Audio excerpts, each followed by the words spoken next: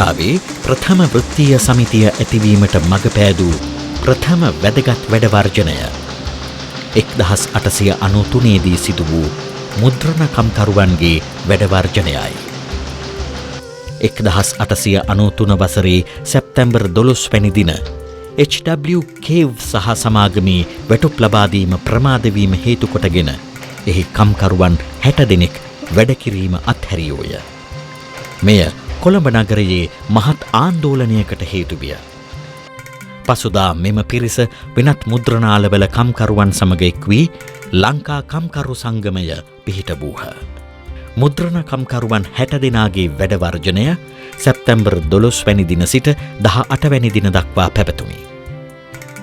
මෙම පිරිස ටිකටින් ව්‍යාපාරයක් ක්‍රියාත්මක කළ අතර එම කටයුතු වලට සහභාගී වීමට අදිමදි කළ කම්කරුවන් කලහකාරී කම්කරු නායකයන්ගේ තාඩන පීඩනවලට ගොදුරු වූ බව පුවත්පත්වල පළබී තිබුණි.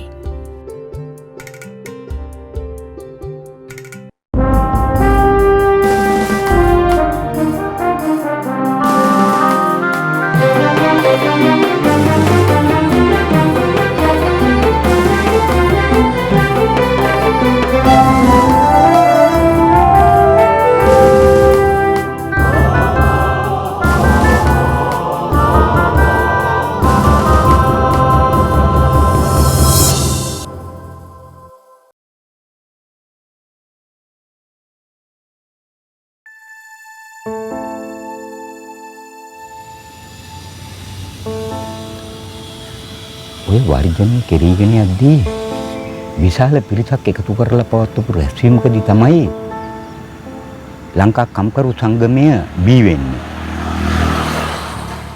පළවෙනි දවසේම කම්කරු 200ක් මේ සංගමයට බැඳෙනවා. මේ නව සංගමයේ මූලික පරමාර්ථය උනේ මුද්‍රණ කර්මාන්තයට සම්බන්ධ කම්කරුවන්ගේ කම්කරු අයිතිවාසිකම් රැකීමත් ඔවුන්ගේ සුබ සාධන කටයුතු සොයා බැලීම. ඔය රැස්වීම ගැන සෝදිසි කරන්න පොලිස් පරීක්ෂකවරු 5 දෙනෙක් එක්ක පොලිස් නිලධාරි 20ක් ගිහිලා තියෙනවා. ඔය අතර ජෝන් කොතලාවල මහත්තයාත් ඉඳලා තියෙනවා. කාඩ්බෝඩ් කඩදාසි වල ලියාපු සමගිය ශක්තියයි කියන ආකර්ශනීය සටන් පාට කම්කරුවතේ තියලා තියෙනවා.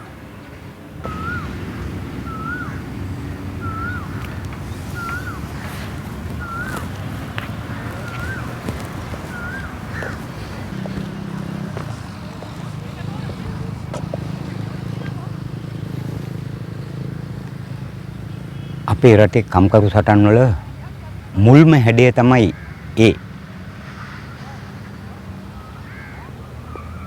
ඒත් මේ සටන අවසානයේ කම්කරුවන්ට අවාසිදායක ලෙසයි අවසන් වුණේ.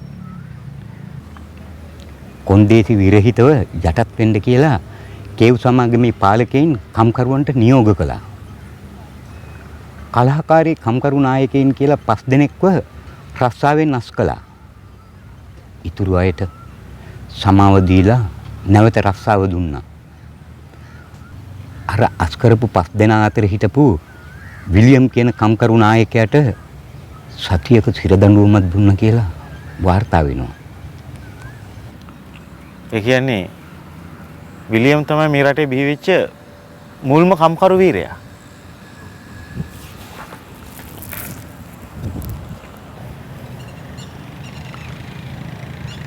ඒත් ඒ තරම් විශේෂිත වූ ඒ වැඩ වර්ජනයේ අසාර්ථකුණේයි.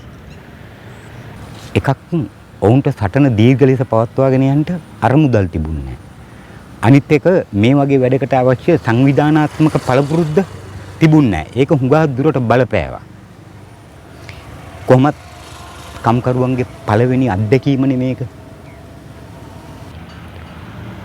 ඒ කියන්නේ මීට කලින් වැඩ වර්ජනයක් තිබිලම නැද්ද? නොතිබුණාම නෙමෙයි. 1860 අවුරුද්දේ තර්ස්ටන් කාර්මික විද්‍යාලයේ බඩු කාර්මිකයින් පිරිසක් වැඩ වර්ජනයක් කරලා තිබුණා. ඊට පස්සේ 1870 මදුරු අසංගතය නිසා නැගෙනහිර පළාතේ වැඩබිමක කාර්මික පිරිසක් වැඩ වර්ජනය කරලා තිබුණා. ආයෙමත් 1970 නගර සභාව සතුන් මැරීම සඳහා වැඩි කළ ගාස්තු වලට එරෙහිව මස්කඩකාරයින් වැඩ වර්ජනයක් කරලා තියෙනවා. හැබැයි මේ එකක්වත් සංවිධානාත්මක ඒවා නෙමෙයි. ඇත්තටම මේ රටේ කම්කරු පන්තිය බිහි වුණේ ඔය සියවසේ මැද භාගයේ.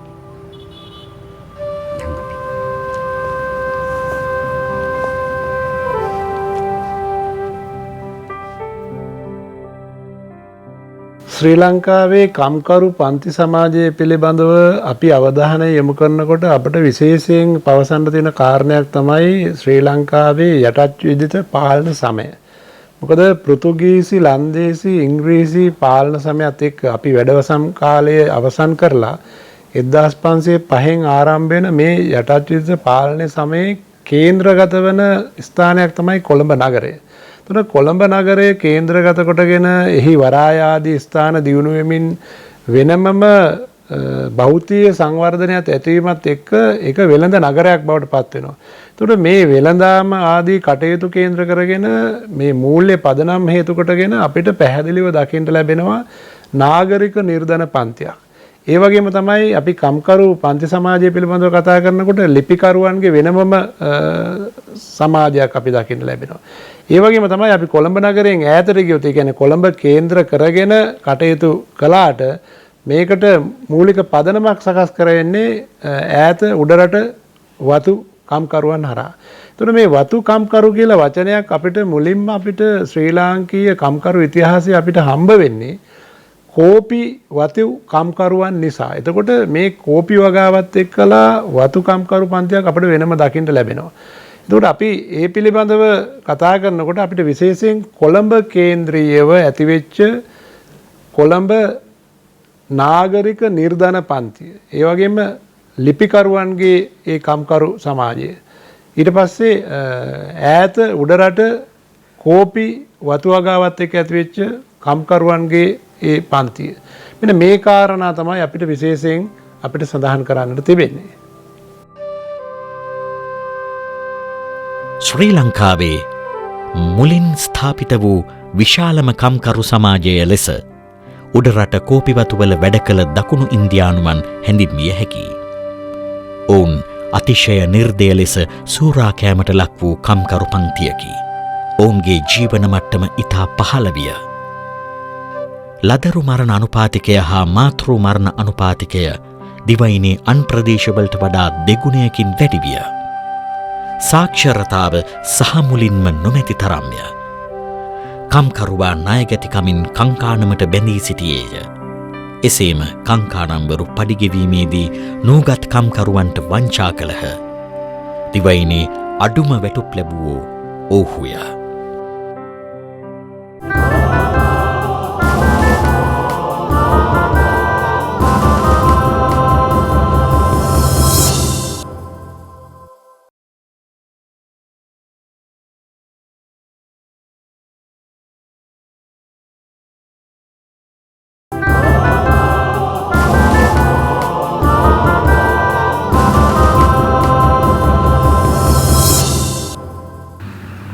ඒ තරම් අසාධාරණයට ලක් වෙලත් 1921 වෙනකම් වතු කම්කරුවන්ට තමන්ගේම කියලා වෘත්තීය සමිතියක් පිටව ගන්න බැරි වුණා. එහෙම වෙන්න හේතුවක් තිබුණා. වතු කම්කරුවෝ නිදහස් වැටුප් කම්කරුවෝ හැටියට සලකන්න බෑ. වැඩවසම් යුගයේ ප්‍රවීණිදාසයන් හා රදලින් අතර තිබිච්ච සම්බන්ධය වගේ සම්බන්ධයක් තමයි වතු කම්කරුවන් සහ වතු හිමියන් අතර පැවතුනේ. ඒ කියන්නේ වතු කම්කරුවෝ අර්ධ ප්‍රවීණිදාසයෝ. ශ්‍රී ලංකාවේ වතු කම්කරු සමාජය, එහෙම නැත්නම් වතු කම්කරුවන් පිළිබඳව කතා කරනකොට අපිට අධ්‍යයන අවධියත් එක්ක සංසන්දනාත්මකව බලනකොට අතිශය දුෂ්කර කාලවකවානුවක් පිළිබඳව තමයි අපිට තොරතුරු අනාවරණය වෙන්නේ. විශේෂයෙන් වතු කම්කරු කියලා කිව්වහම අපිට තේ වගාව පිළිබඳව තමයි අද සිහිපත් වෙන්නේ. නමුත් ඊටත් එහාට යමින් කෝපි වතු කම්කරුවන් පිළිබඳව තමයි අපිට ඈත අතීතයේ තොරතුරු අනාවරණය වෙන්නේ. මොකද මේ වතු කම්කරුවන් පිළිබඳව කතා කරනකොට ඒ කෝපි වතු කම්කරුවන්ගේ ජීවන තත්ත්වය අතිශය පහත් තත්ත්වයක පැවතුනේ. විශේෂයෙන් ඔවුන් පාලන අධිකාරීන් යටතේ විශේෂයෙන් ඒ කියන්නේ මේ අයට එකක් තමයි පැහැදිලිව තිබුණේ ඊටාම අඩු වැටුපක් එවුන්ට ලැබුණේ. ඒ වගේම තමයි වැඩි ශ්‍රමයක් කැප කිරීම. එතකොට වැඩි ශ්‍රමයක් ලාභ අපේක්ෂාවෙන් පාලන පක්ෂය අරගෙන ඔවුන්ට ඊටාම අඩු සොච්චම් වැටුපක් ගෙව්වේ. එතකොට ඔවුන්ට හමුවෙච්ච ඔවුන්ගේ ළඟම හිටපු සමීපතම පරිපාලකයා වුණේ කංකානම. එහෙම නැත්නම් ඔවුන්ට ඒ වතු සේවය ලබා ගැනීමේදී ඔවුන්ට ළඟින් හිටපු කංකානම කරේත් මොකද ඔවුන්ගේ මේ සුළු වැටුපත් සූරා කෑමට ලක් වුණා. ඉතින් ඒ විතරක් නෙවෙයි අපිට අද අධ්‍යතන අවධියේ ඉඳලා බලනකොට පුදුම එළවන කාරණයක් තමයි 1865 එවකට පැවතුණු කම්කරු නීතිය අනුව යම්කිසි වතු කම්කරුවෙක් ඔවුන්ගේ සේවය වර්ජනය කරොත් එක හෙලාම ඔවුන්ව අත්අඩංගුවට ගැනීමට නීති සම්පාදනය වෙලා තිබුණා. ඉතින් මෙන්න මේ වගේ අතිශය වහල් සේවයක ලා සැලකිය හැකි කෝපි වතුකම්කරු නීති රීති තමයි එවකට තිබුණේ. වතුකම්කරුවන් මෙන් නොව නාගරික කම්කරුවෝ වැටුප් සඳහා ස්වාමියාට තම ශ්‍රමය විකුණූහ. ඔහු අන් කිසිදු අන්දමකින් ස්වාමියාට බැඳී නොසිටියහ. තමන් පදිංචි නිවස රක්ෂාවට යටත් නොවිය. බොහෝ කම්කරුවන් සඳහා කුඩා හෝ නිවසක් සහිත ඉඩමක් හිමි වී තිබුණි. මේ නිසා ඔහු දවසේ වැඩමුරය අවසානයේ ස්වාමියාගෙන් නිදහස්ව සිටියහ. ඔවුන් අතර පුහුණු හා අර්ධ පුහුණු කම්කරුවෝ මෙන්ම අකුරු උගත් අයද වූහ. මෙවැනි කාරණා නිසා ස්වාමියාට එරෙහිව උද්ඝෝෂණය කිරීමට හෝ එක් රක්ෂාවක් අතහැර තවත් රක්ෂාවකට යෑමට හෝ ඔවුන්ට හැකියාව තිබුණි.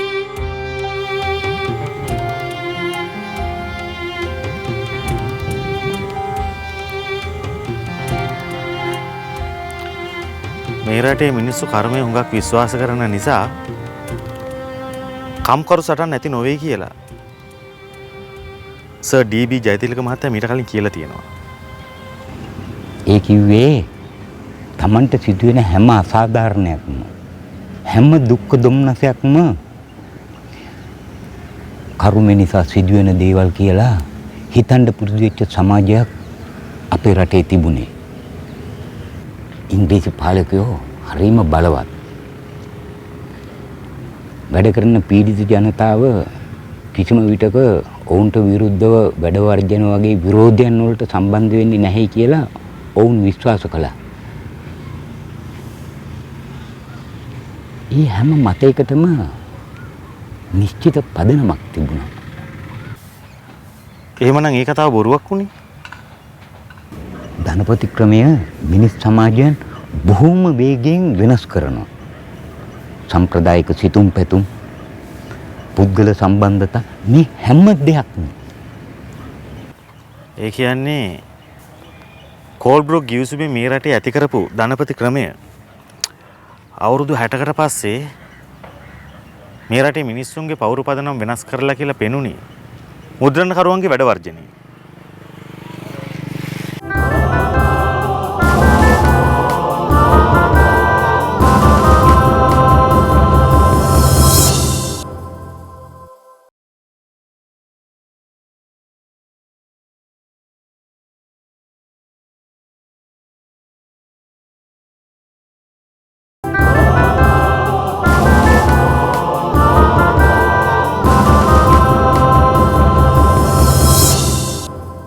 ශ්‍රී ලංකාවේ කම්කරු පන්ති අරගලය පිළිබඳව සාකච්ඡා කරනකොට අපිට විශේෂයෙන් දකින්න ලැබෙන්නේ කොළඹ නගරයේ මැදිය කරගෙන ඇතිවෙච්ච නාගරික නිර්ධන පන්තිය. ඒ වගේම ලිපිකරුවෝ. ඒ වගේම තමයි ඈත උඩරට වතු කම්කරු පන්තිය.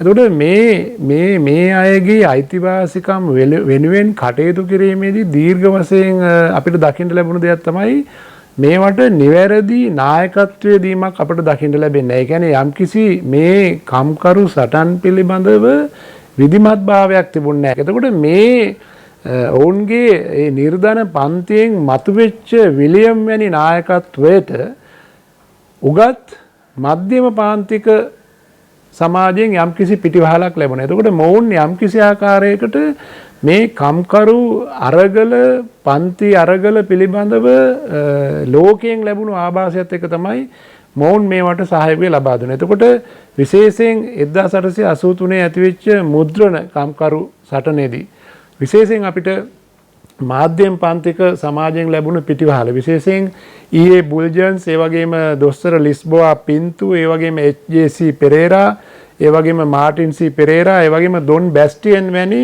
මාධ්‍යම පන්තික කම්කරු නායකයන් හරහා මේ පන්ති සටනට විශාල පිටිවහලක් ලබා දුන්නා. මේකත් එක්තරා ආකාරයකට ශ්‍රී ලාංකීය මේ වෘත්තීය සමිති එහෙම නැත්නම් මේ කම්කරු සටන් ඉතිහාසයේ විශේෂිත අවස්ථාවක්. වැඩවර්ජනවල යෙදීම රාජ්‍ය ද්‍රෝහී ක්‍රියාවක් කියලා මධ්‍යම පන්ති හිතපු යුගයක තමයි ඒ පිරිස කම්කරු පන්තියට සහාය දෙන්නේ. මාක්ස් කියනවා නිර්ධන පන්තියට පන්ති විඥානය ලබා දිය යුත්තේ ප්‍රගතිශීලී මධ්‍යම පැලැන්තිකින්ගෙන් කියලා. ඒ කිව්වේ නිර්ධන පන්තිකින්ට පන්ති හැඟීමක් නැහැ.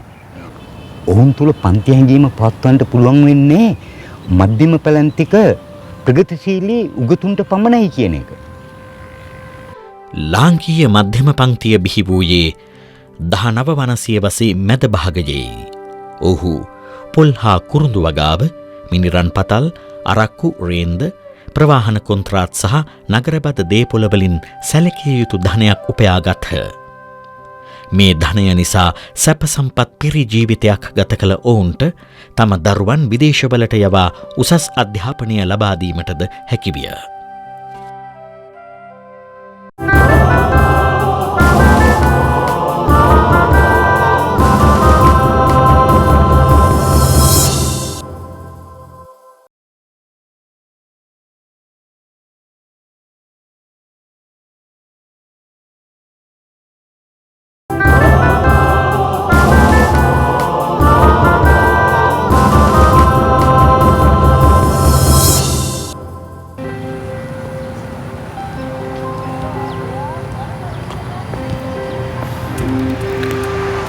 ස්වදේශීය ඉහළ මධ්‍යම පැලැන්තියට ධනය තිබුණා. හොඳ අධ්‍යාපනයක් තිබුණා. සමාජයේ ඉහළම පිළිගැනීමක් තිබුණා. මේ හැම දෙයකින්ම කිසිවක්ම අඩුවක් නොතිබුණු ඔවුන්ට එකම අඩුවක් තිබුණා. ඒ මොකක්ද?